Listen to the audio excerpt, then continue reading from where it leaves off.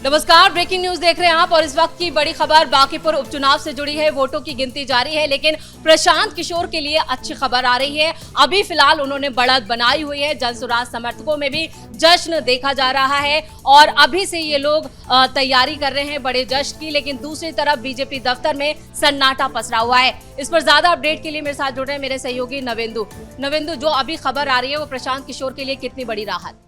निश्चित तौर पर पहले राउंड की काउंटिंग से मामला अब 14वें राउंड तक पहुंच गया है और हर राउंड में प्रशांत किशोर को बढ़त मिलती हुई साफ साफ नजर आई। और 8वीं राउंड की काउंटिंग जब हो रही थी तब पीके ने एक अच्छी खासी लीड बना ली। उसके बाद अब मामला 14 राउंड तक पहुंच गया है और प्रशांत किशोर 11,000 वोटों से आगे चल रहे हैं।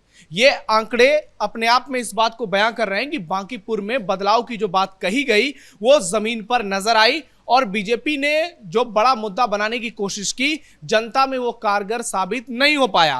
प्रशांत किशोर लगातार इस बात को दोहरा रहे थे कि बांकीपुर में इस बार जनसुराज की जीत होगी और पिछले कुछ दिनों से जिस तरीके से बीजेपी ने पूरी ताकत वहां पर लगा दी थी, सांसद, विधायक, मंत्री से लेकर नितिन नवीन खुद वहां पर पहुंचे, उन्होंने कैंपेन किया, क्योंकि ये साख की लड़ाई है बीजेपी और जनसुराज दोनों के लिए। एक तरफ नितिन नवीन जो पार्टी के राष्ट्रीय अध्यक्ष हैं और दूसरी तरफ प्रशांत किशोर जो अपनी पार्टी के सुप्रीमो हैं, जो बिहार में बदलाव को लेकर बड़ी बड़ी बातें विधानसभा चुनाव से करते आए हैं। लेकिन आज के नतीजे इस तरफ इंडिकेट कर रहे हैं कि जनसुराज को बिहार में पहली जीत मिल सकती है, क्योंकि 31 राउंड की काउंटिंग होनी है, अभी भी करीब 15 राउंड की काउंटिंग बाकी है। तो ऐसे में आने वाले समय में क्या उलटफेर हो जाएगा, क्या आने वाले समय में नतीजों में परिवर्तन देखने को मिल सकते हैं? कुछ भी हो सकता है, लेकिन इसकी संभावना कम नजर आ रही है, क्योंकि एक ट्रेंड सेट होता हुआ पहले राउंड से दिख रहा है जिसमें जनसुराज को बढ़त और प्रशांत किशोर जीतते हुए नजर आ रहे हैं। और सबसे बड़ी बात है कि इस लड़ाई में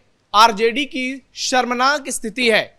स्थिति ऐसी कि जमानत जब्त हो जाए तो कोई बहुत बड़ी यहां पर आरजेडी के लिए ये नुकसान नहीं होना चाहिए, क्योंकि ऑलरेडी पार्टी ने जो सरेंडर का फॉर्मूला अपनाया हुआ था, तेजस्वी यादव विदेश चले गए थे और उसके बाद लास्ट में 2 दिन आए तो लोगों ने कहा कि बीजेपी के साथ सेटिंग हो गया है। तो बहुत सारे सवाल उठाए गए, जनसुराज की तरफ से ये आरोप लगाए गए, लेकिन रेखा गुप्ता को केवल 5 से 6,000 वोट अब तक मिले हैं। इससे आप ये समझिए कि तेजस्वी यादव की राजनीति पर गंभीर सवाल खड़े हो रहे हैं कि मतलब एक तरह से कहें कि आरजेडी को पूरी तरह से बांकीपुर में नकार दिया गया है। लेकिन नवेंदु, जो रुझान या कहें कि जो नतीजे आ रहे हैं वो नतीजे क्या बिहार की राजनीति में एक बड़ा टर्निंग पॉइंट साबित होंगे? देखिए, इस नतीजे से ऐसा नहीं कि सरकार की सेहत पर कोई बहुत बड़ा फर्क हो जाएगा।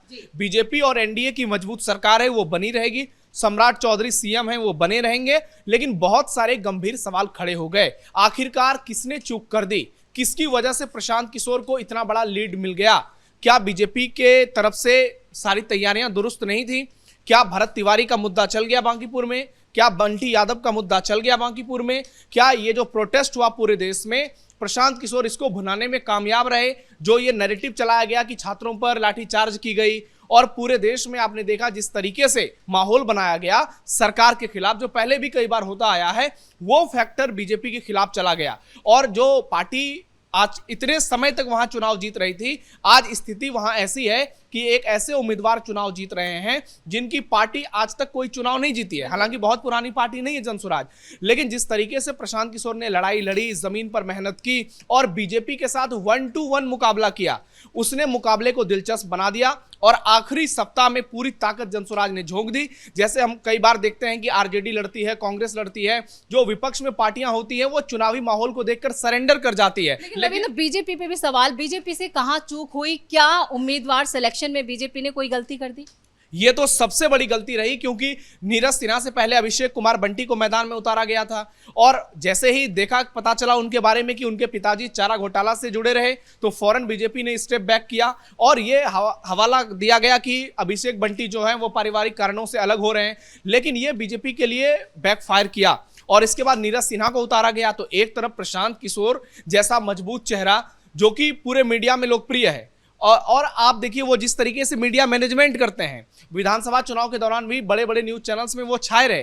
तो प्रशांत किशोर की अपनी एक इमेज है, उस इमेज के सामने बीजेपी ने नीरज सिन्हा को मैदान में उतार दिया। एक ऐसे कार्यकर्ता जो कि जैसे उनके नाम की घोषणा हुई तो जनसुराज वालों ने सबसे पहले मुद्दा उठा दिया कि ये तो बोल ही नहीं पाते हैं और हमारे नेता सबसे ज्यादा सवाल पूछते हैं, सबसे ज्यादा सम्राट चौधरी पर हमले करते हैं। तो लोगों को लगा कि जो व्यक्ति हमारा जो खुद से इतना बेहतर तरीके से बोल नहीं सकता है, क्या वो विधानसभा में हमारी बातों को रख पाएगा। दूसरी तरफ प्रशांत किशोर का कैंपेन देख लीजिए, इतना आक्रामक, इतना अग्रेसिव कैंपेन किया उन्होंने और बीजेपी के खिलाफ, एनडीए के खिलाफ खुलकर बोला। तो नाराजगी ऐसा नहीं है लोगों की नरेंद्र मोदी के साथ नजर आ रही है सेंट्रल स्थिति पे उतने बड़े पैमाने पे, लेकिन हाल के कुछ मुद्दे रहे और बांकीपुर में जो प्रशांत किशोर ने चुनाव लड़ी, जो पूरी ताकत लगाई, उसका असर इस रिजल्ट में देखा जा रहा है। लेकिन इतना जरूर है कि बिहार की राजनीति में यह टर्निंग पॉइंट होगा, क्योंकि अब तेजस्वी यादव से ज्यादा मीडिया का कैमरा प्रशांत किशोर पर फोकस करेगा। अगर वो विधानसभा पहुंच जाते हैं तो 31 राउंड के बाद अगर उनकी जीत हो जाती है, तो यदि पीके जीत जाते हैं तो निश्चित तौर पर विपक्ष की भूमिका में वो आ जाएंगे। फिर आरजेडी के लिए, कांग्रेस के लिए, इन तमाम पॉलिटिकल पार्टियों के लिए बिहार में दिक्कत होगी। और अभी से कांग्रेस के नेता बयान देने लगे हैं कि हमारे साथ गठबंधन कर लेना चाहिए प्रशांत किशोर को। तो इससे आप समझ सकते हैं कि बिहार में एक नई राजनीति का आगाज जरूर हुआ है, लेकिन वो अभी इतना बड़ा नहीं है कि वो पूरे सत्ता को बदल कर रख देगा, क्योंकि अभी भी कैडर वोटर बीजेपी का है। और ऐसा नहीं कि प्रशांत किशोर की जीत कोई 20, 25, 30 हजार वोटों से हो रही है। फिलहाल के जो ट्रेंड्स नजर आ रहे हैं उसके मुताबिक पीके 7-8 हजार वोटों से आगे चल रहे हैं और यही ट्रेंड अगर 31 राउंड तक चला तो 10 से 12 हजार से 13 हजार तक की जीत हो सकती है। लेकिन अपने आप में ये उनके लिए बड़ी जीत होगी, पार्टी के लिए बड़ी जीत होगी, पार्टी के कार्यकर्ताओं के लिए बूस्टर डोज होगी जिन्होंने चुनाव में बहुत मेहनत की। वहीं दूसरी तरफ बीजेपी कार्यालय की तस्वीरें देखिए, आज ही सुबह जब हम लोगों ने खबर बताई थी दर्शकों को कि 200 क्विंटल लड्डू बनाए जा रहे थे बीजेपी के लोगों के द्वारा, तो हाँ, अब यह स्थिति है कि जनसुराज वाले कहेंगे कि ये सारे लड्डू हमारे ऑफिस में भिजवा दीजिए। तो ये जो सन्नाटा पसरा हुआ है, इससे साफ साफ समझा जा सकता है कि जनसुराज बांकीपुर में जीत की ओर आगे बढ़ चुकी है और प्रशांत किशोर के दावे हकीकत में बदलते नजर आ रहे हैं। चलिए नवेंद्र, तमाम जानकारी के लिए बहुत बहुत धन्यवाद। तो बांकीपुर में फिलहाल तो प्रशांत किशोर बढ़त बनाए हुए हैं, लेकिन अभी नतीजे आने बाकी हैं, कई राउंड की अभी काउंटिंग होनी बाकी है और हर अपडेट हम आपको देते रहेंगे। लेकिन फिलहाल जनसुराज के कार्यकर्ताओं में जश्न जरूर देखा जा रहा है, लेकिन बीजेपी में सन्नाटा पसरा हुआ है। इस बड़ी खबर में मेरे साथ इतना ही। कैमरामैन रवि आर्या के साथ मैं परवीन शेख, कैपिटल टीवी।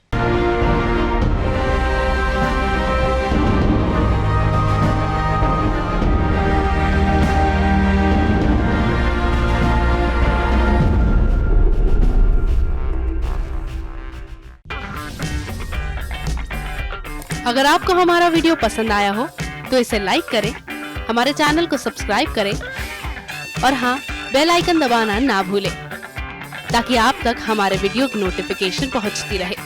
आप अपना सुझाव हमें कमेंट बॉक्स में दे सकते हैं। हमारे साथ जुड़ने के लिए शुक्रिया।